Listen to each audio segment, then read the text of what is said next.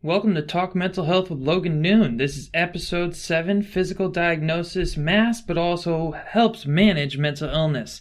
Now today I have on Laura. She's a classmate of mine over at Pacific Northwest, and she really has an interesting story. For years she dealt with Graves' disease and still does to this day, and at first that really masked many of her symptoms of her mental illness. So we talk about how that both hurt her, but also eventually helped really have her take that mental illness diagnosis serious. We also, at the end of the episode, go into physician and student burnout and really how we plan on dealing with these issues in the future, and really how we both dealt with burnout in our first year of medical school. So this is an awesome episode. I think you guys are really going to like it. And we're live. Welcome to Talk Mental Health with Logan Noon. I believe your episode... Well, like I said, I might jumble up the order. Episode to be determined. Well, let's at least cheers. Cheers. Today is May 1st, so we just started Mental Health Month. We did. Yeah. And it's May Day, yo. Dude, and my homie, Chad, sent me a text message. Literally, I read it 5 minutes before this. Hey, happy Mental Health Month. Aww. I'm proud of the stuff you do. So shout out to Chad, because that was really cool. I love Chad. I've never... he's in my sim group. He's no great. one's ever congratulated me on Mental Health Month. Or tells me, like... I mean, people have told they're proud of me and stuff, but... so that was pretty cool. And very fitting that we're doing this today. So obviously when you listeners are tuning into this, it's not going to be May, because I have no idea what I'm doing here, and it takes me a while to get organized. But whatever. Laura, thank you so much for being here. Thank you so much for having me. So we are classmates at PNWU. First year osteopathic medical students. Mm-hmm. We are 3 weeks away from ending this and enjoying our summer break. And I'm very excited. I am as well. And honestly, I didn't think I'd make it this far. So yay. Yeah. I mean, SciFOM, which was our first course, that Foundations of Medical Science, or whatever the hell the acronym was when we met.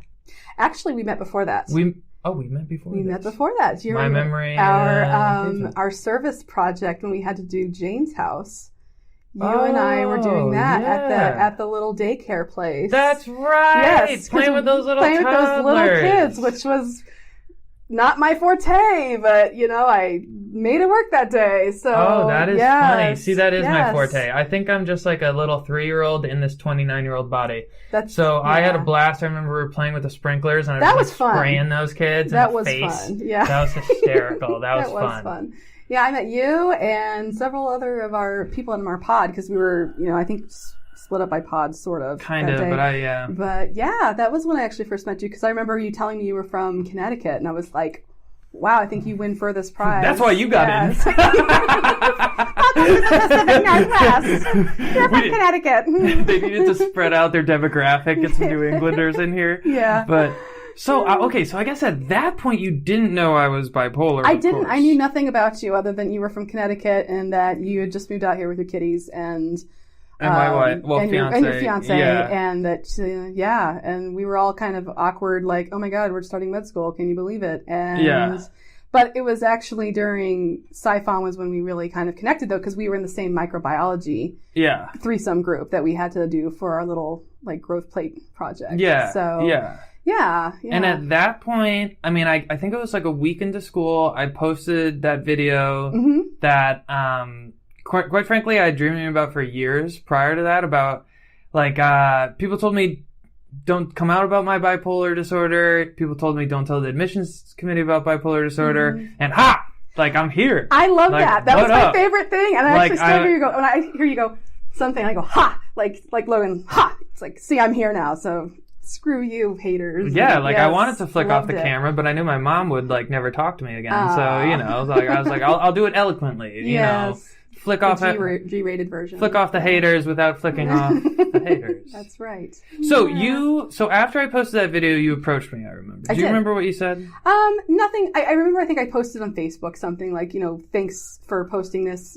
Similar to other folks, just basically like, good on you for bringing this to the, forefront and being courageous enough to actually, be open about it and whatnot. And I don't remember if we just kind of sat down and started chitty-chatting one day after a class. Maybe it was actually, because I posted on Facebook, but then I think I came and talked to you after a class. Yeah, I don't remember the Facebook thing, but I do remember you coming up to me. Yes, and then we ended up just kind of chatting about stuff, and then I, kind of opened up to you about my issues also a little bit. So, and just because, it's something not talked about, and it's something that I thank God we're in the age we live in now that things are getting to be a little bit better than they used to be.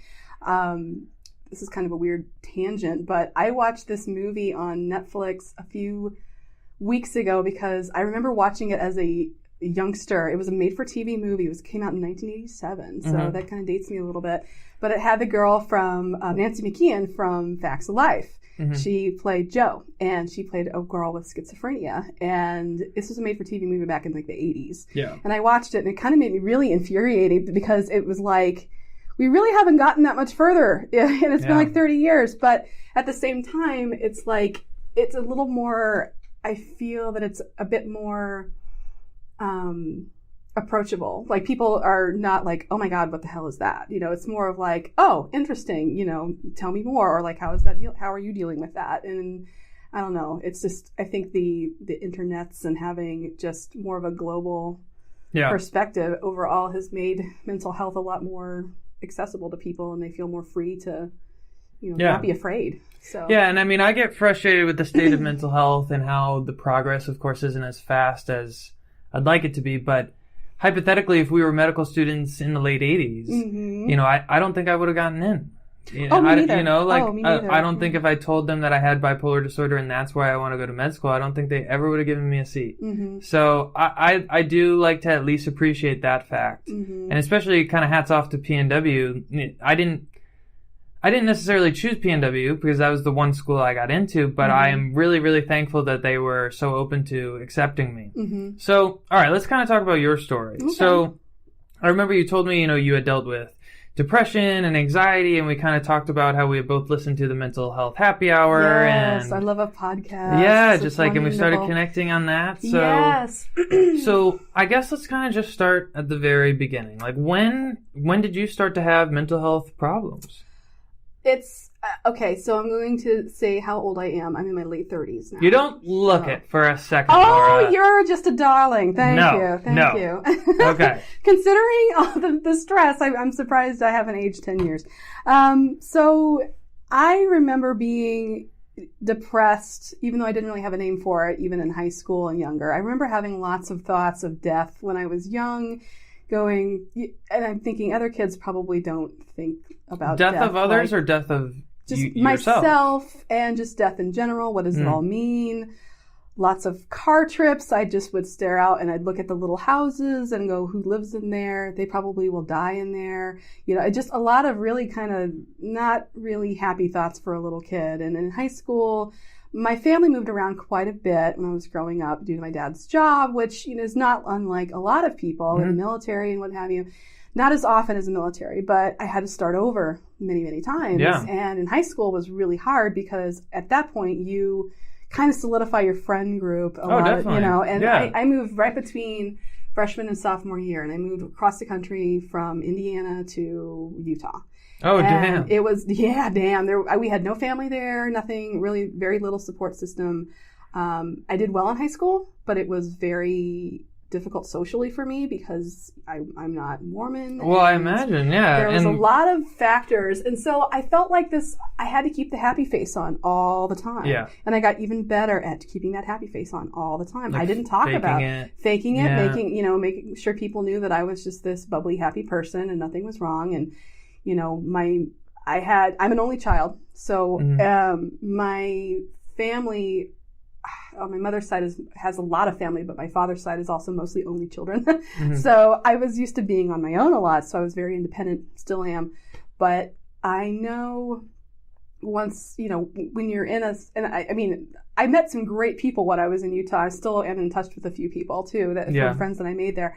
But it's just a completely different situation when you have all your friends have multiple siblings and you're by yourself, and it's the support system just really wasn't there. And even though I had my parents, I didn't want them worrying about me. Well, yeah, and at that... You don't want... And you want to be independent. Exactly. But that's what I was about to say. You want to be independent. You want to be like, hey, man, yeah, I'm an adult now. I'm 15. I know how to do this. I'm freaking awesome. Yeah, I've got my learner's permit. Look at me go. And I just... when I got my first car, after I turned 16, I remember having this thought. I was driving to school. We had lots of hills near where we were. You were riding the benches and, in the Wasatch Valley. I don't know, you ski a lot. So yeah. Anyway, I remember thinking, and I still have this memory, it was a very strong memory of wanting to just shift the wheel. Yeah. And it was on my way to school and it was very strong. It was like a really strong urge to just shift the wheel and just go off the road. And that scared me to death. And especially because it's like, so easy. It's so easy. It's actually, I've kind of had thoughts like that even. And I remember even thinking like, I'm surprised people just don't randomly. Yeah, and I learned more about intrusive thoughts and things of that nature, and it's a thing. But I thought, God, I'm such a weirdo. What the hell is wrong with me? And I struggled with... And I'm assuming you didn't tell anybody. Oh, fuck no. Yeah. No, I didn't tell a soul. Yeah. And I didn't tell... a lot of people, I didn't tell hardly anyone about, what my thoughts were. I didn't actually start seeing a therapist until way later. And it was actually only because things had gotten so bad. I just had gotten so good at hiding things about myself, how I felt. And going through college, it wasn't so much depression then as it was anxiety and fear of failure all the time, which is also... coming to a place like medical school, and I've talked to my friends and my family about this. Imposter syndrome is a real thing. I don't belong here. I do not belong here. They made a mistake. Someone will eventually find out that I'm not supposed to be here. And coming here has been very difficult. It's surfaced a lot of emotions that I haven't really thought about in a while. And I knew coming in, it's like, I know it's going to be kind of hard, dealing with a different dynamic of people, but it's just been very difficult. Yeah. And I had gotten really good at just, if I wanted to do something, I did it. So I would try, even if I failed, that's okay. I was okay with failure even back then. Even though I didn't want to, I still kept going. One of my big dreams when I went to college was I wanted to move to LA and I wanted to work in TV. Oh, wow. I wanted to do, that's what I wanted to do. Now, where'd you go to college? Indiana University. I went down. Okay, so you went back to Indiana after that after Utah high school. Yep, I graduated, went back to Indiana. So in Indiana, you were still, was your depression progressing? Was it getting worse in college? No, it was about the same. The same thoughts were still there, a lot of inadequacy. It's really interesting. It's very chicken and egg to me because I'll kind of give you a little preview of what happened when I got a little older. I got diagnosed with Graves' disease, which people who don't know on the airwaves, it is a hyperthyroid disorder. Yeah, I'm a med student. I don't know. I feel like a moron right now. We haven't done endocrine yet, and that's fine. It's not my fault. Yeah, well, it's kind of like when you found out you had bipolar. What did you do? You did a shitload of research on it, and you know everything about it. So I did the same thing with Graves. So basically, what it is it's an autoimmune disorder where your body attacks your thyroid. Okay. So I had to have ionizing radiation to destroy the thyroid. And how old were you at this point? In my mid-20s. So post-college. Post-college. Okay, so just so I and all our listeners kind of can follow this story. So you were, dealing with depression, kind of going through this through high school and college. It sounded like it was always present, but not necessarily getting better or worse. Absolutely. And at that point, I hadn't sought any help. And were you using booze, other substances, or, I was a pretty good girl. Yeah? It wasn't until I actually did some, underage drinking with friends. Who doesn't? Yeah. Who doesn't? Yeah. When I moved off campus, we had some pretty raging parties, which was great, but I wasn't abusing alcohol. Okay. Well, it just got where I wanted to do something. I wanted to move to LA. I wanted to just whatever. And I did. I actually went out there. I worked for a while after college to save up money. Moved out there. A friend of mine was already living there working at some office, and I stayed with her. And, and she was also in the entertainment industry doing, working with producers and whatnot. And I got to working on a couple shows for Fox. I actually fell into it. I literally fell. It was because it really was a who you knew kind of thing. I had fellow alumni that just were like, hey, there's a third PA position on this TV show. You want to come do it? Sure. And it happened right during the writer's strike. So unfortunately, I only got like a season and a half of working in TV before. Do I know the show? I did a few shows on Fox. There was one called Oliver Bean. It only had 2 seasons. Okay. And I was on there for the second season. And it had, it was kind of like a what's the show called? A Wonder Years sort of style show. And then I was on another one called Cracking Up. It got canceled, but it had Molly Shannon in it. And it was, what's the guy's name? Jason Schwartzman was a producer and a couple other people. Anyway, so I was really involved with, I met so many great people and I really enjoyed it. And I loved being out there, but then I couldn't find work because of the strike, so I had to get a real job. So I was working part-time at a couple different places, ended up getting a full-time job, not going back to it, and then at that time I was... So it gets a little more deep now. Let's pause. Because I'm getting a little bit now just confused where the pieces of the story sort of match together. They do. So after college... You moved to LA. I did. You started this work in production, TV, and I imagine, being around, let's call them B-list celebrities or whatever they were. Yes. Must have been very exciting. Were you still dealing with depression then? Yes. Okay. And I'll kind of get into that. I was in a really shitty relationship when I got out there, and that just. Have you ever heard the term gaslighting? Yeah. Okay. So that's basically what happened. I was in a... And was Graves, though? I'm confused where Graves fits in. Graves is later. Graves was later. Graves comes later, but I wonder how long I'd had Graves before I was diagnosed is kind of where I wanted to go with that. Because it's a kind of disease. It doesn't necessarily come on right Suddenly, away. And I had got... when you deal with a lot of stress triggers autoimmune, and... If I had been having issues, I didn't know it because a lot of the symptoms are really nonspecific, like weight loss, anxiety, high heart rate. There's just a lot of things that, and I was poor. I didn't have fucking health insurance, so I didn't get blood work done. I had no idea I had this problem. And then on the flip side, the depression is also a possible side effect of it as well. So that sounds literally like depression symptoms as well. Yeah. Weight loss, maybe panic attacks when your heart rate spikes. Yeah. Insomnia. I was working horrible hours. That's why I'm kind of not really scared of residency. I was working 14, 15-hour days. I'd have to be on, the call sheets were, early morning, and then they'd have late script, write-ups and, what's the word?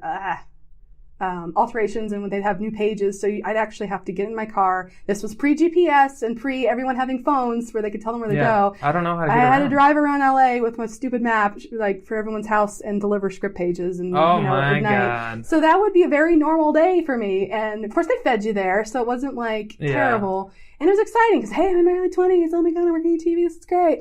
But on those weekends, man, I'd crash because it was just, and I had some great friends, but again, couldn't really talk to a lot of them about things. Yeah. And so then you also, you said you had a relationship at that time that wasn't the best. It was and not so the did best. that exacerbate, I guess, kind of the start of really more severe depression? For sure. The self-esteem aspect of it, which, you've got coping mechanisms that you learn in therapy that, my God, I wish to God therapy was just a class you did in high school. Yeah. Or something. I feel like every person could just benefit from some amount of talk therapy or anything. Because they don't even teach you how to balance a checkbook in high school. So let alone, mental health skills, balance your moods. So I didn't know how to handle being in this awful relationship. It was like crashing and burning my self-esteem all around me every day. And it took me being away from it to really realize how bad it had gotten too. Yeah. So, I mean, it's very funny. We, side note, we did this Title IX stuff last night, before that was due today. And I'm reading it going, yeah. And I mean, a lot of it is, it's just, I don't mean to laugh about it, but it's like, because it is triggering, even this years out, and now I'm married, and I've had a wonderful relationship since then. It's hard for me to think about and talk about some of it because he was so conniving and so manipulative, and I didn't. Well, and it's just like looking back, it's kind of. Because I have those thoughts too. I was in a relationship, prior to my fiance, but the breakup of that relationship did sort of exacerbate a lot of my bipolar disorder. And I certainly was dealing with it prior, and probably that was a big reason why the relationship was so crappy, is because I was ignoring my own mental health as well. But to me, it is so common.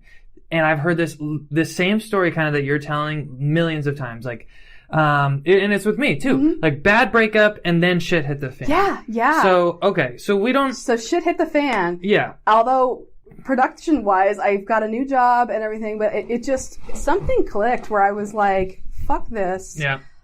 And on top of this, my mother was not well. So I moved back. Part of the reason was I needed to get out of LA at that point. A lot of my friends were starting to settle down, have kids, move to Portland, the whole story, and move wherever. I was kind of like, this TV thing's not working out. What the hell am I doing with my life? The breakup happened. It was like, you got to, shape up, turn it around. Well, in college, I kind of screwed around with a lot of different majors. My first major was psychology, though. Let's go. My very first major was psychology, and I loved it. I really enjoyed the science, and I thought, well, I kind of want to go back to school. Don't really know exactly what I want to do. And so I took some classes. So I was taking classes on the side of doing... So you moved back to Indiana. I did, yes. Post-LA. So post-breakup, imagine you're not in the best place mentally there, too. No. And so for all of these years, though, you had felt depressed. But you maybe self-realized this, but still at this point of the breakup, had you talked to any therapists? No. I hadn't done anything. And that's why I read a shitload of self-help books. Oh, okay. I was a self-help fiend. Back when you could still go to Barnes & Noble and actually Did you go to the whole Tony Robbins? I didn't do any of that, no, but a lot of Eckhart Tolle, a lot of, I guess he's not really self-help, but more meditation, sort of like being in the now kind of stuff. Yeah. Which I still really enjoy a lot of his work. Absolutely. But just a lot of like, gosh, I wish I could think of some of the other titles that I would read, but... Well, you know what? You send them to me. We can put some of them in the show notes. It's fine. But a lot of that also helped with trying to figure out what I wanted to do, because it was kind of all interplayed of like, what does it all mean? I think everyone kind of goes through that whole, crisis of whatever. But yeah, I'm still depressed. I'm still anxious. Horribly anxious. I'd lost a ton of weight. If you look at me right now, I'm overweight. Stress eating, yay! Yeah. Blame it on medical school. Yeah. Woo! Yeah. That's fine. Oh my god. So I was down the lowest I'd ever been weight wise because I stopped eating. I frankly just stopped eating. I was working out a lot. I mean, it was an eating disorder. It was not. I mean, it wasn't like diagnosed, but I mean, it was like it was a control thing. I mean, when it all comes down to it, it was control. What do I have control over? What I put in my mouth, what I do right now, if I can go to the gym, whatever. And I wasn't in the best health. But again, hyperthyroidism, holy shit, increased metabolism. Okay, so maybe that's part of the reason why it was so easy for me to just drop the weight too. So there's just a lot of things that were at play. It got to the point where I finally, my mother died. So there was a lot leading up to that, but she'd been sick for a long time. And at that point I was going back to school.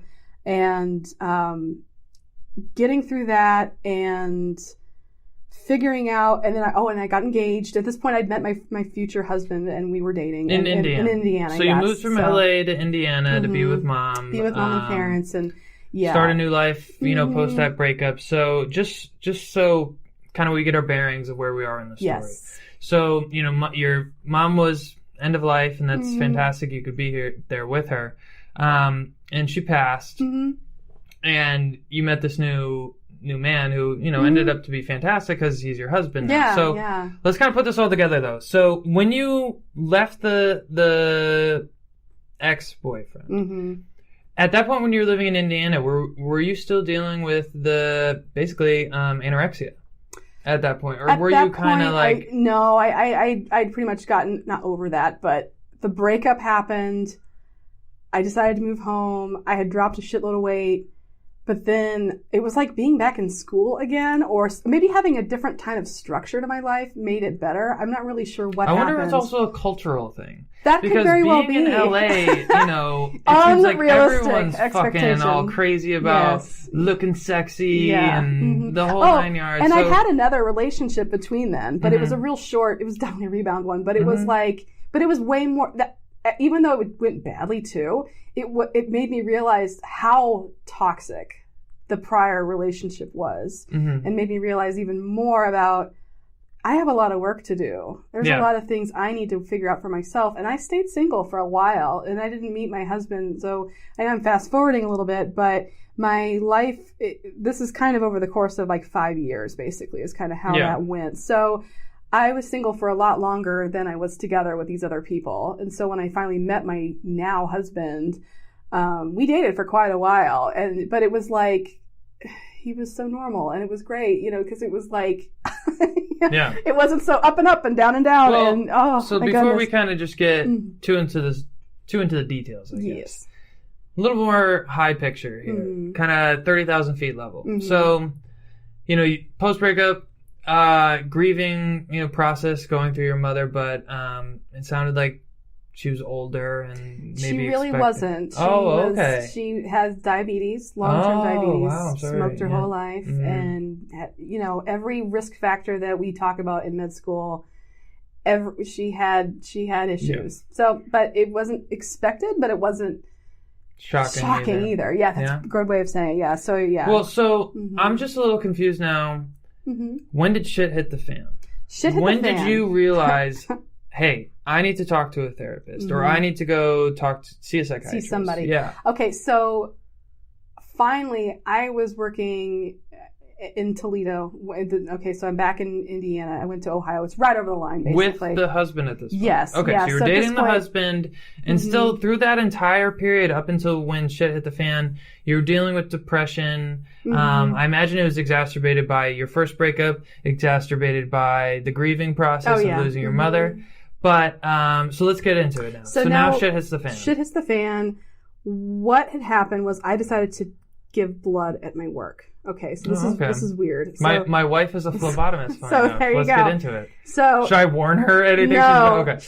They took my blood pressure at the place, and they're like, we can't take your blood. How high was it? Too high. I don't even remember. It was really high though. It was like 180 over like 120. It was bad. Okay.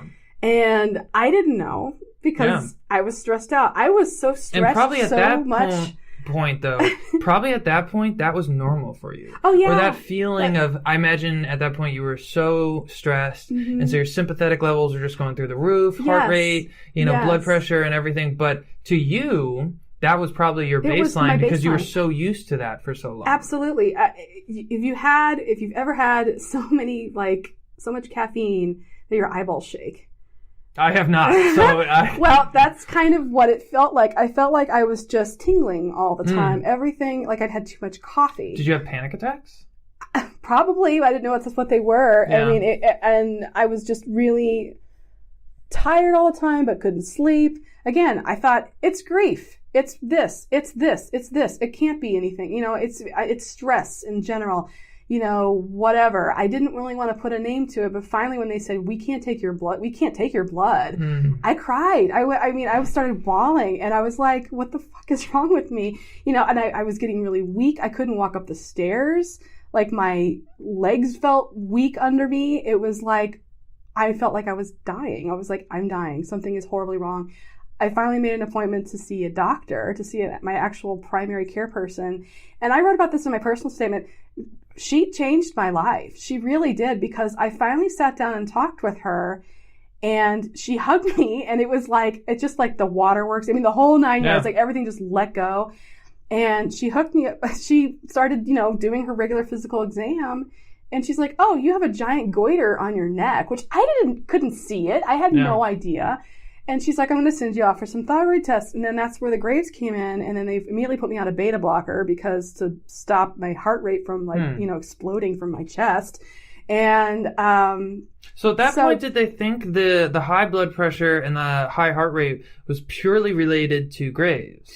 That's it. When I told her about what was going on, I told her exactly what I just told you. I'm in under all this stress. And then, I got engaged in my, at that time too. So, I mean, there was a lot of personal stuff. So when I went in to talk to her, it was because I thought it's got to be mental health. I thought, put me on a Paxil or something for anxiety, because I thought that's what it was. And she did. She actually did put me on a as needed, what's that stuff called that you take for panic? Like Ativan? Yes. Yeah. Ativan. Yes. Thank you.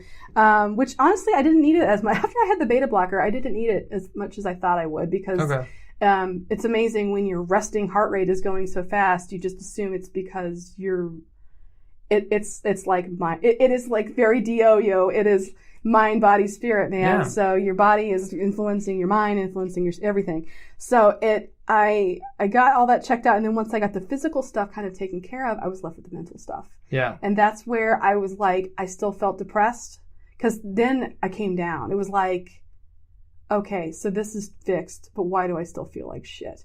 Why do I still feel like this awful failure, even though I've got all this stuff going for me? Why do I feel like I don't want to get out of bed? It's hard for me to do anything I want to. What is wrong? You know. So it really took getting stuff sort of normalized before I could actually see a therapist, see a psychiatrist, and that was the next step. Basically, was I wanted to see I ended up seeing a psychiatrist who was referred to me by a different physician, endocrinologist, what have you. I had to see a couple different people and I still do, because Graves, one of the side effects of that is eye issues. We haven't talked about it yet, but Maggie Smith, who's plays in Downton Abbey and things like that. She's got the eyes that kind of pop out, sort of.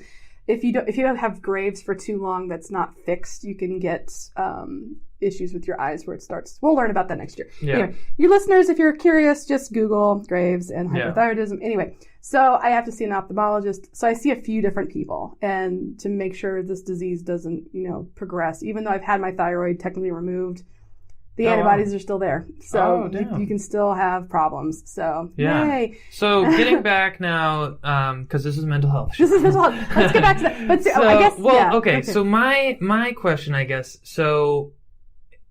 thankfully the people at the Red Cross kind of at least were able to alert you, like, hey, this isn't normal. Exactly. So you need to get checked out. Cheers to my fiance. That's Hopefully right. she can help people like that too. Yes. She probably already has and doesn't realize it. Yeah. So, well, either way, so when did you kind of start to really notice some improvements with your mental health, and why? Okay, so at this point, we still had lots of things moving and shaking. So at this point, we have moved to Washington State. Okay. So continue on. So now we're here. Same issues, though. And we is you and your husband. Me and my husband. Okay. So we've moved to Washington State. And so, of course, that's on the top 20 list of most stressful things is moving, as you know, moving anywhere. Yeah. And same thing. So I got hooked up with a psychiatrist here. Awful. And I didn't have a baseline to really know what was bad at that point. I should have realized when I started crying in his office, he just crossed his arms and looked at me like I was shit on his shoe. And okay, maybe I'm looking through that like a different lens now, but I remember thinking, why am I here? This was a mistake coming here. And he was a DO. And that's what really upsets me now, because I'm like, geez, man. But I actually got to know him better. There's shitty doctors everywhere. Absolutely. And everywhere. And we will not be one of those. We will not, God damn it. And that's part of the reason why I decided to go to medical school, was that decision happened late for me. It's funny you say that, because the big reason why I wanted to go to medical school was I feel really bad about saying this too, but I had really bad interactions with psychiatrists as well. Yeah. And I felt like a phony, because prior to me knowing that I wanted to go to medical school, I considered myself a mental health advocate, and I was doing more public speaking. I had a little bit more of an online presence through YouTube and just other resources. And I would encourage people, go see a psychiatrist, go see a therapist or whatever. Right. But now for both of those, the first psychiatrist that I saw the first psychiatrist I saw was in the ER, and I think he was a resident, young guy. He was a nice guy. But then after that, I had this guy from India, and he just couldn't speak English that well. So we couldn't communicate intimately, about suicidal thoughts. Wow. And then the tipping point is I had this guy in California who he did put me on valproic acid. And so at the end of the day, he picked a good medication for me that helped me turn my life around. Fine. He did a great job. But when you're communicating like we are right now, he was facing, and now listeners, I know you can't see this, but looking at the wall to the side, typing, be like, yo, I got you, I'm listening, I know I'm not making eye contact, but I'm just taking notes. Like, dude, you douchebag. Yeah. Like, you're making fucking all this money, and I just remember being like, I think I can do such a better job than this guy. Yes. And he's supposedly saving lives, and I guess he saved mine in many ways, but I can do better. And that was really why I wanted to go to medical school. And that resonates with me so much because it had been in the back of my mind. I was working in the healthcare field, but I was like, again, low self-esteem, thinking I could never be a doctor. I could never go to med school. Those people are so smart. I'm not smart enough, blah, blah, blah. You know, it's all the crap you tell yourself of like, even though I'd proven to myself over and over again, if I wanted to go fucking do something, I went and tried to do it. And again, if I failed at whatever it was, fine, I'll find something else to do. So it was just like, okay, so I remember seeing this guy, and he put me on Celexa to start. No, actually, I'd already been on Celexa because that's what the primary care person had started me on. And he told me... Wait, were you diagnosed at this point? Did they say, like, you have depression, yes, you have anxiety? Okay. I'd fit all the Siggy CAPS score, or whatever it is. Now, at this point, did you accept that you did have depression and anxiety? Okay. Yes. Okay. I'm so sorry, listeners. I'm kind of, like, all over. Why I ask, and no, it's totally fine. But why I ask is so many people struggle even accepting that I guess I have to see a psychiatrist now and a therapist now. So it sounded like, for years you had just sort of ignored these things or maybe thought they were normal. So that experience at a Red Cross really motivated you to actually take this serious. Yes, absolutely. And it wasn't just the medical diagnosis of having the Graves. It was the fact that I really needed to talk to someone. I hadn't been processing my grief for many things. And it just got, I wish I could think of what the actual real turning point was. It was when I was in the office. Oh, I remember. I actually wrote everything down because when you, and I know being manic, when you have that like high, you get great ideas, and you think, okay. And I remember thinking, I need to write this down before I forget or before I am so fogged up that I'm not going to, if I go into the doctor's office, I will just say the standard, how are you doing today? I'm fine. Yeah. I can't do that next time I go in. So it was like a conscious decision to really, okay, I'm already here. I need to figure it out. So I wrote it down how I was feeling about my mom, about all the things I've just kind of outlined to you guys. And and then the questions that my doctor was asking me was pretty much like, yes, you have major depressive disorder. Yeah. So, and I remember thinking like, well, duh, but at the same time, I was accepting because I was like, okay, let's fix it. Let's do something because I can't keep going like this. I don't have a really dramatic story where I was ready to just, end it all or anything. I'd had suicidal thoughts, but I think everyone kind of does at some point in their life. They think about what would happen, what if I just didn't exist tomorrow, or, maybe I'm being naive, but I just, it wasn't, I don't think you're being naive. I just feel like everyone sort of faces that sort of question at some point. But for me, I was thinking it a lot more frequently than I probably should have. But again, now that my medical diagnosis was starting to get under control, I was left with all this mental crap that needed to be processed, needed to be dealt with. So the first line therapy they put me on was Celexa because they thought, okay, it's pretty well tolerated in most people. It's a pretty, it's an SSRI and it's and it's fairly cheap when you get it, so they put me on it, and of course it takes time, and a lot of things just take time to really start working. And in the meantime, she also set me up with a therapist. Okay. And she's a PhD, and I don't see her anymore, but I actually still have her number and everything in case I need to. Did you enjoy that first therapist that you were with? I did enjoy the therapist. The psychiatrist, not so much, because the primary care had put me on the Celexa, and then it referred me to a psychiatrist and a psychologist for therapy because she knew that I needed talk therapy, but she also knew that she wasn't really comfortable managing me long term for on the mental health. She thought it'd be better to see a psychiatrist, which I agreed. And at the time, I had good insurance too. Yeah. And I think, we can go into this too, but if I didn't have good insurance, I don't know what would have happened, honestly, because I probably would have been like, fuck that, I'm not taking this med that costs this amount of money. And maybe I would have still seen a therapist, maybe not. I don't know. Because even with my copay, it was still pretty, expensive. It was still like $40 a shot, and it's like, I was still not working, great job, but it was extra, and I was going every other week, basically. I ended up going every other week, but loved her. I got really lucky, everybody. A lot of people do not luck out with their therapist. They don't click, or they're not. There's lots of bad therapists out there from what I've heard on other experiences. And so You got very lucky. I did. Because it was like 1 out of 2. I got a shitty psychiatrist, and then I got a great therapist that I could just go run to and go, and I bitched to her about him too. And the market the market of mental health is set up difficult for consumers like me and you, because what I always tell people is you can sort of pick your therapist, but you're not going to be able to pick your psychiatrist. No, there's so little psychiatrists out there. You can't get in that. Hey, listen, I'm sorry you had a shitty one, but there's just not enough out there. Exactly. Hopefully me and you are going to contribute to improving the quality of psychiatrists, but it is what it is. Now, but at least therapists, there are significantly more therapists than psychiatrists. And there's different types, too. There's so many different kinds out there. So the first therapist I got set up with did not work well for me. Oh, no. I remember I called the EAP line. I was working at Hanover Insurance at the time, and it was Employee Assistance Program. It was. And we had that too. Yeah, and they helped hook me up with a therapist in town, and they it was really nice. They scheduled the appointment for me. I didn't have to do anything. It was beautiful.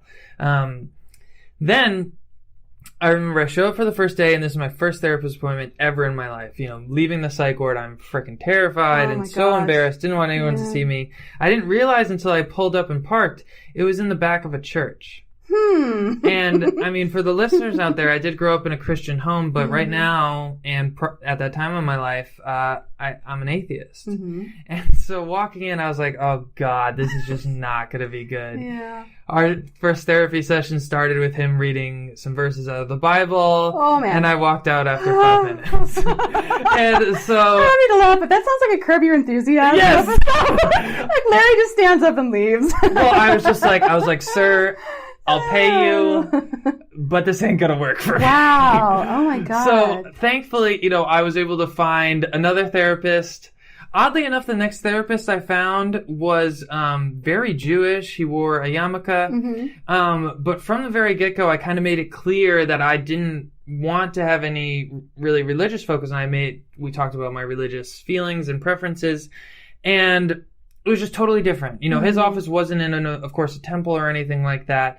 And we would talk about just lessons from even Christianity or Buddhism or Judaism, and how I can still use those lessons in meditation practices, even though I am an atheist. Right. And so it was, thankfully that was, I think, the third therapist that I saw. But really what I always tell people is, it's like dating. It's okay if you don't like the first therapist that you see. And in many ways, I think it's sort of weird, or maybe in your case, just lucky if it's the first person. You should try out a few. You should. You really, really should. And like I said, I got very lucky, but I also know that there were things that I don't see her anymore. But I would actually be okay with finding another therapist, because even seeing her, I got a lot out of it, but it got to the point where, and listeners might have this issue too, where you get to the point where you just don't have anything else to really... You max out. Perfect term. And that's kind of what happened. Come on, we're weightlifters here. Yeah, oh my God. It's like, I've got max mad out. gains, yo. And I maxed out with this woman. And it was also kind of like a breakup in a weird way. I remember making the call to her saying, I don't think I really need to see you right now anymore. Yeah. And of course, she's fine with it because she's a professional. And that's what's supposed to happen, is you're supposed to take the tools, use them, and then check in, after, you kind of sort through your shit. And now that we're in medical school, it's like, holy Jesus, I need it even more so than ever now, but now who can find the time? And I haven't found anybody here in school yet, even though we have the resources. And that's my weakness right now, is I know I need to check in with her, either back in home, or I need to find someone new again, because that's another reason why I was really happy you wanted to have me on this podcast, because I think a lot of people think that once it's solved, you're done, and that okay, I'm fixed, and it's not. We are such works in progresses. Yeah. And that is life in general, is that it's always going to be something. And even if you have all the tools, sometimes you don't know how the hell to use them, or you might need a different way to use them. It's like, I Yeah, so I still find I need guidance, and that's okay. But I'm still dealing with in myself this fear of failure and fear of somewhat missing out. I think being around all these young folks here at school, it's really invigorating, but it's also like, oh my gosh, everyone has their own little cliques, and I just never really clicked with anyone when we got here. I clicked with you. Like, I feel like I get along with people really well, but I never really found a really solid, like, friend group. Yeah. And, because I have my husband, and that's great, but he doesn't live with me. He's back home, so I don't see him. We FaceTime and do all that kind of stuff, but... so we're here in Yakima. Husband lives in Spokane, so 3-hour difference. So, dealing with that long distance is very challenging. So, your husband lives 3 hours away, and so I imagine that's taxing and difficult. So, you noticed you were making some improvements with the therapist, and then you said you felt maxed out, and you're living your life. You're doing great. Med you school made it is to med happening. school. Yeah, throughout all of this of seeing what her. you said really kind of reminded me of what's going on kind of with me, and because when I initially got diagnosed with bipolar disorder, I was really serious about taking it serious. What a dumb sentence. But he's totally serious, yo. Yeah. He's so serious. But why I took it serious? Why did you take it serious? Is I was terrified because my uncle had bipolar disorder and killed himself. Oh, wow. And so from the get-go, I kind of thought that's what I was destined for.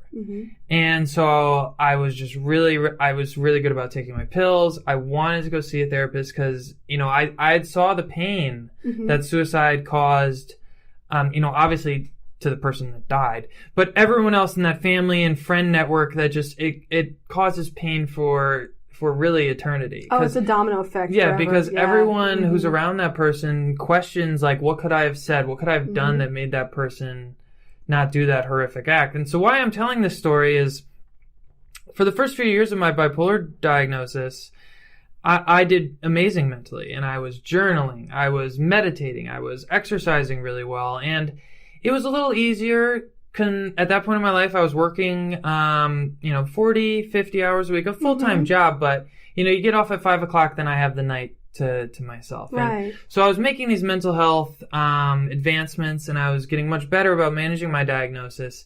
And then I started doing more mental health advocacy, and I wanted to help others with their own issues. And that was very therapeutic in my own right and very satisfying. It made me feel so well. But I can see where the burnout from our medical students and also eventually physicians come from, because I have this desire to help other people's out so much that I forget about myself. Very, very easy and to do. Like very today, I went do. into the primary care doctor, and I just and I've been talking about this with my wife quite a bit.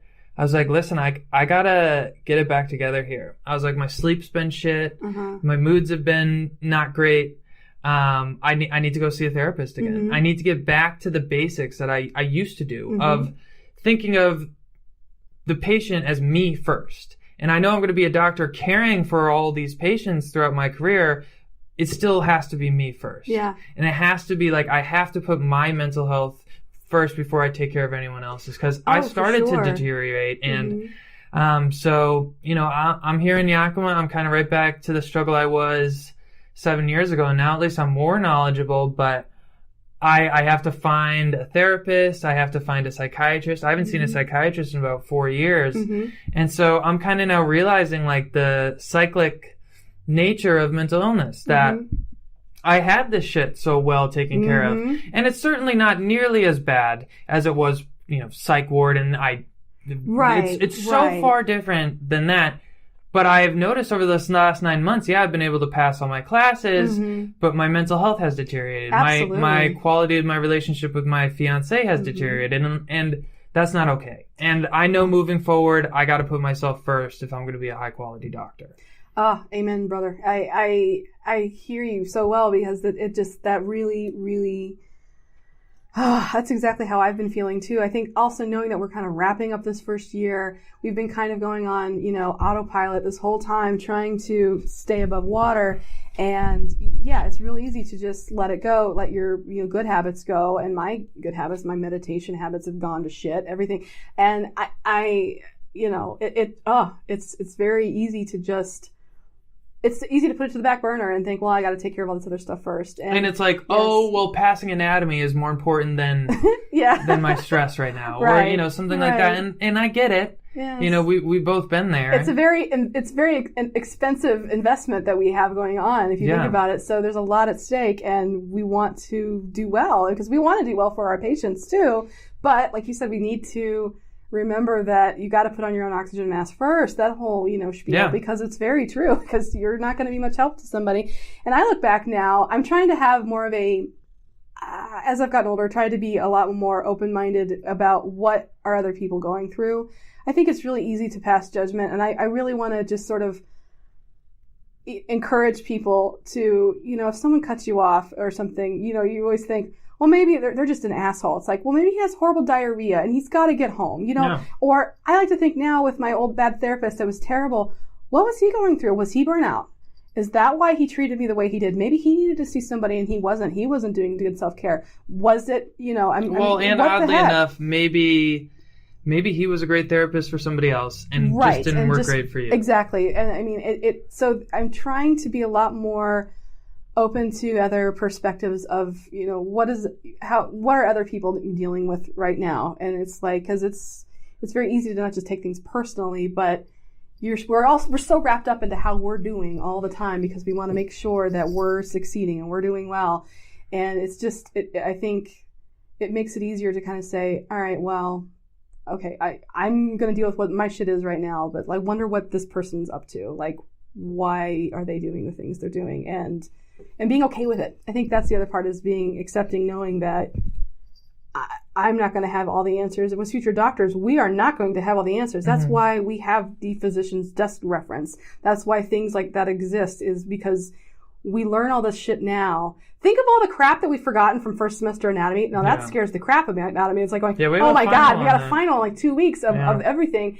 But I'm sure Dr. Rhodes is probably like, unless she didn't do this every day, she'd forget like what innervates the blah, blah, blah. Yeah. So it's like, we'll just get better and better at what we do, but we still can't be expected to know everything. We're not, and we shouldn't put ourselves under that kind of pressure. We need to make sure that we are helping ourselves and, remembering like, okay, so your wife and my husband, like he's my main support structure right now, basically. And just thanking them for being who they are and, not just putting up with me, but just, No, you can say it like that. Thanks for putting up with my shit.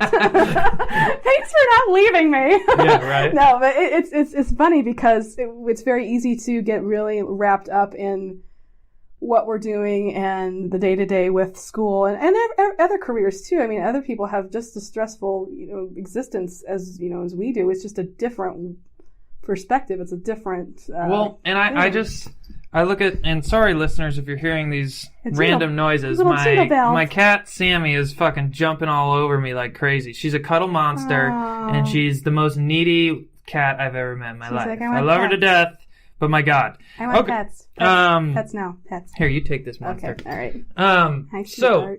Why I think this podcast is great. I think we got on this topic of, mental health illnesses, mental illnesses, whatever you want to call it.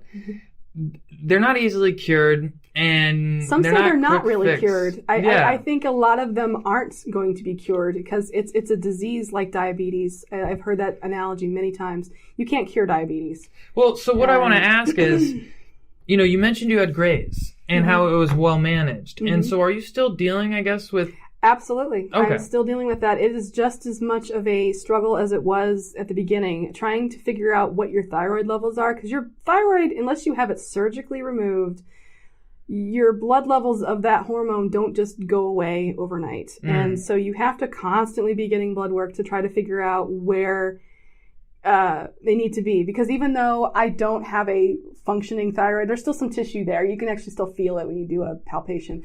But it doesn't produce as much on a daily basis, so I have to supplement with Synthroid. And I have to be on that the rest of my life. I will die if I don't have that. Basically, I'm sure it'll take a while, but it's a hormone that your body needs for metabolism, and if you don't have it, everything goes all crazy. And so I've had to struggle with hypothyroidism, which is the other end of the spectrum after having this removed, and that I think also is you actually see more hypothyroid systems that kind of overlap with depression as well. So again, I feel like I'm a bloody hot mess with all these things going on. But of course, a person isn't just their disease. A person isn't just their symptoms. There's a whole plethora of things going on in their life that influence, and it's like, what's influencing what? Was it the Graves first? Was it this? Was it that? Did I always have depression? I don't know. Maybe whatever. But at the same time, I'm going to interject here. Okay, interject. Because I strongly disagree that you're a redhead hot mess, or however you put it, a ginger hot mess, however you want to. Because listen, I like to kind of think about death, but not necessarily in bad ways. And I like to say that I'm dying every single day, because in reality, we are dying every single day. Yes. So each and every one of us has organ systems that are failing on us, just maybe slowly. Yes, very, very true. So, I love it. I kind of look at it like, I almost look at Graves, like in many ways, Graves helped you maybe manage, or at least take a philosophy of managing your mental health. Yes. It's not going to go away. It's not going to go away. And I'm going to have this forever, because what a lot of people see me, and they think, and maybe even see you, and they think they have all their shit together. Or I have all my shit together. Oh, he has bipolar disorder, but he must be cured. He got into med school, he's on YouTube or freaking whatever. Well, everybody loves you at school too. You're like, everyone's like, oh, Logan, so it's like, fine. It's but great. Either way, yes. They don't know I don't have my shit all together. Exactly. And there are nights that I struggle to get 3 hours of sleep, and I lay there and I'm frustrated. Right.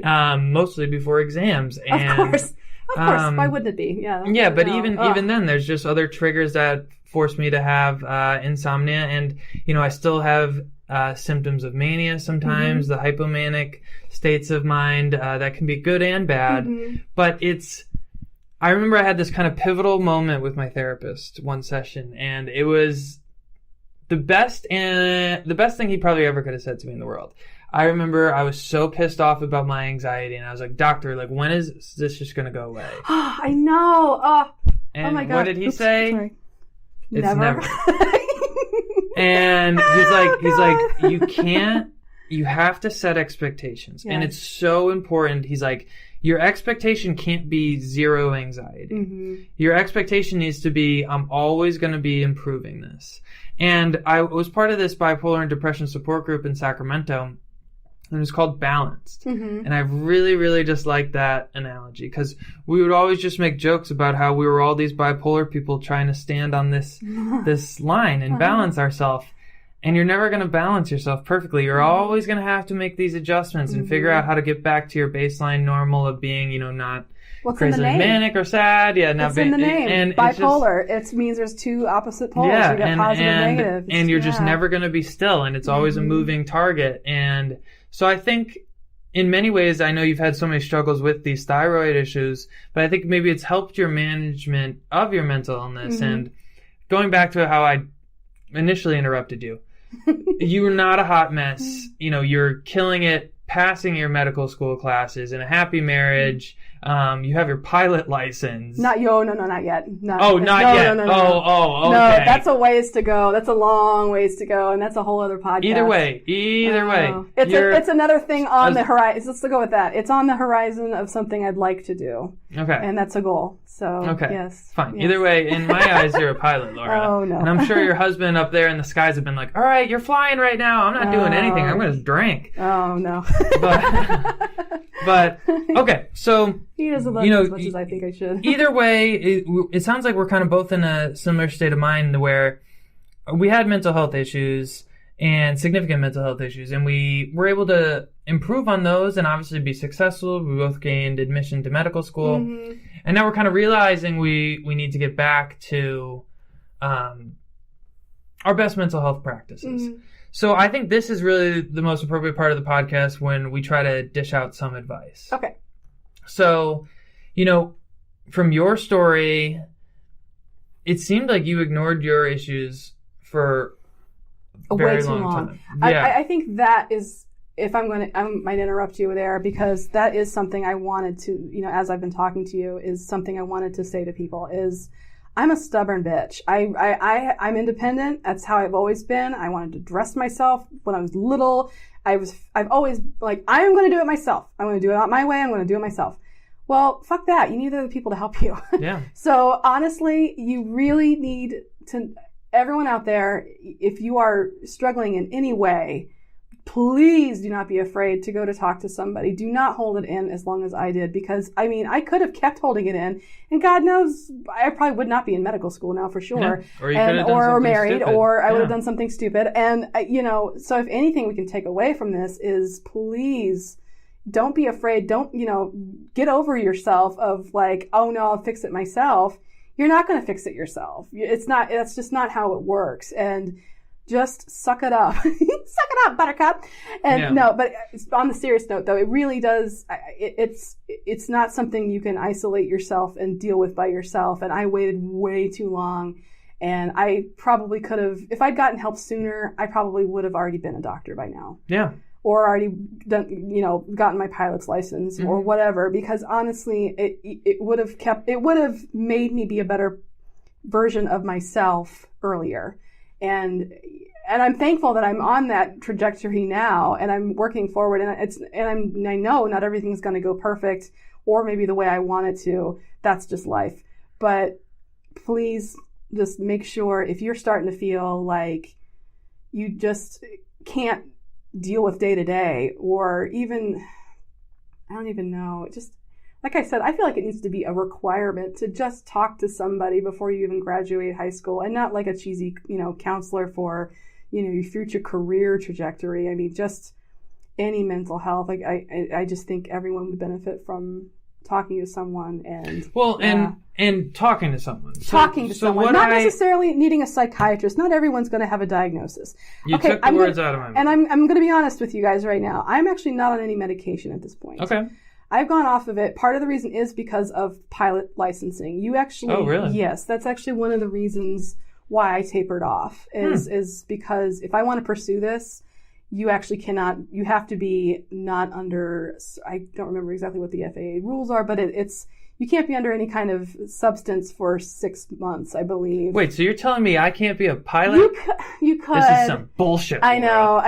There are rules. FAA I want to be a race car driver anyway, so it's fine. And I understand why it's the way it is. Some of it's very archaic, and hopefully as future physicians we can change a lot of that, because I think a lot of it, you can't be a pilot if you're on like lisinopril basically either. Mm-hmm. I think a lot of heart medications, because they don't want you keeling over, having a heart attack in flight. I think a lot of it's that. But, that's another reason why I was like, one of my goals is to taper off, because it really, I don't want to go into this bag of worms. The meds I was on now kind of stopped working. I don't want to say stopped working, but it was just like, it actually was causing more harm than good. And I feel like, okay, and I don't advocate doing this on your own. Please don't. If you are on medication, don't just go off of it, but, just get guidance on that. And I decided, to make sure that this is something I can do. Did you do it with the help of a medical professional? Yeah. Yeah. So, it was, I talked about it with my endocrinologist too. Yeah. And it was like, okay, and I'm stable thyroid wise right now too. And I think that's the other part of it is like, it's complicated. Pharmacologically, it's complicated.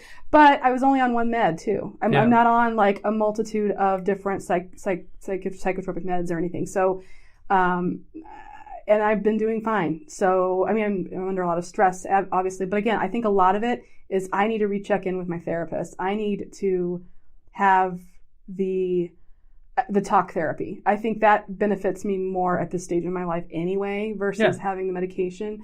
Well, and it sounds like you're open to the medication again in the future. Yes. And I need be. Exactly. I just think I want to try it without, and again, to, if I want to pursue getting a pilot's license, that's another thing that I have to, unfortunately, in this day and age, is part of what's, part of licensure. It is what it is. And that might change, but again, and if it doesn't, that's fine too. I'm happy just being a passenger up there, and just, that's fun too. It's not. Yeah. It's not like it's the end of the world. I still have the opportunity to go up there and, tool around, and have it's fun. Great. So, but, what I really think I kind of see in both of our stories is our first conversations about mental health were with medical professionals. Yes. And I don't think that's good. Like, I wish more people would, of course, seek mental health care from professionals, but I wish that wasn't the first conversation that they had. Right. And so, hearing your story and even looking back at mine, I know you were struggling socially in high school, but, like, if you could have talked to a parent or maybe a counselor just at your school or a teacher you were close with, a close friend, or, I wish, looking back on my struggles, I wish I could just, I would have had, I had friends that would have listened. Yes. And I chose not to talk to them. And so that for me is the biggest problem with the stigma. And that's really why I want to do this podcast is just, yes, talking to a medical professional is going to help you, but that's not the only person that's going to help you. It's your friends, it's your family, it's the people that love you. They're not going to disown you because you have a mental illness. Oh, and you'd be surprised that they're probably dealing with something themselves, and then maybe they are just as scared to talk about it. Exactly. And you have no idea because they don't want to talk about it either. That's been a very big epiphany of mine too, finding that you are really not alone out there with this stuff. You really, really aren't.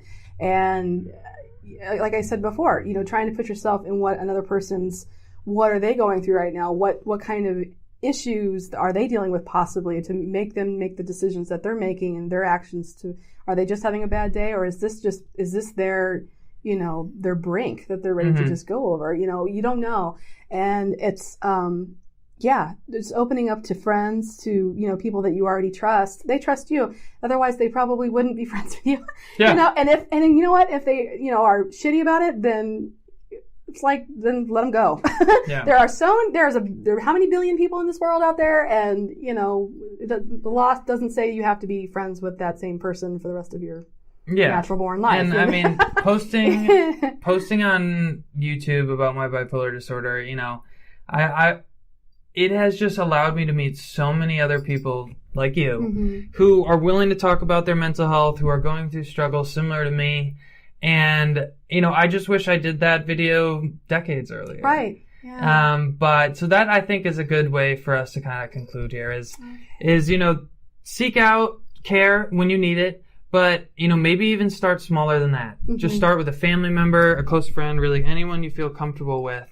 Because I think we both would have been maybe in a better situation or gotten care quicker if we had just opened up to someone we felt comfortable with before me having a psychotic breakdown and a manic episode. You, before, going in and having that crazy high blood pressure and essentially on the verge of panic attacks. Right. It's like I wish both of us could have gotten care earlier. But, this is where we are today. Thankfully, we're both going to be in positions of power of being physicians one day. Hopefully, we can encourage our patients to take better care of themselves.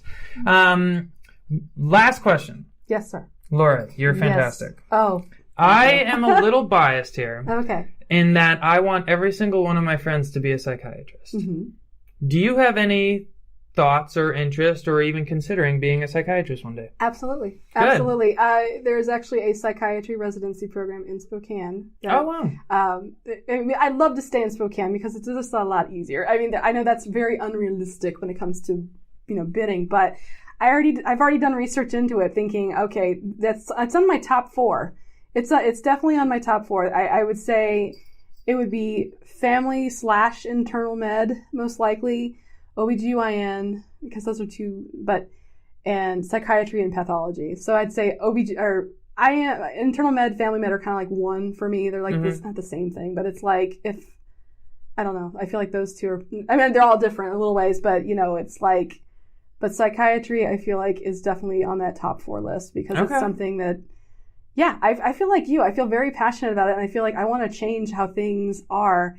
And why else did I want to become a doctor but to help people push forward with their lives and make better choices? And I'm not saying I'm going to teach you, I'm going to show you how to do things, and no. But I feel having some sort of influence and being able to tell people hey, you know what, I was there. It's it's fine, and You're going to get through this. We're going to get through this, and we're going to keep moving forward because that's the only direction we have is forward. So, because you cannot stand still. Well, whatever path you choose, I know you're going to be a great physician. Oh, likewise. I know you could be a fantastic psychiatrist. I'm a little biased, but cheers. Cheers. Thank Cheers you. to Mental Health Month. You did a fantastic job, and thank you guys all for listening today. Thank you so much for having me. All right. And that is a wrap. I want to thank you guys so much for listening. Next week, I'll have on my great friend, Tommy Barker, and we'll be talking about ADD, and why this is really an interesting episode is Tommy doesn't like using any means of medication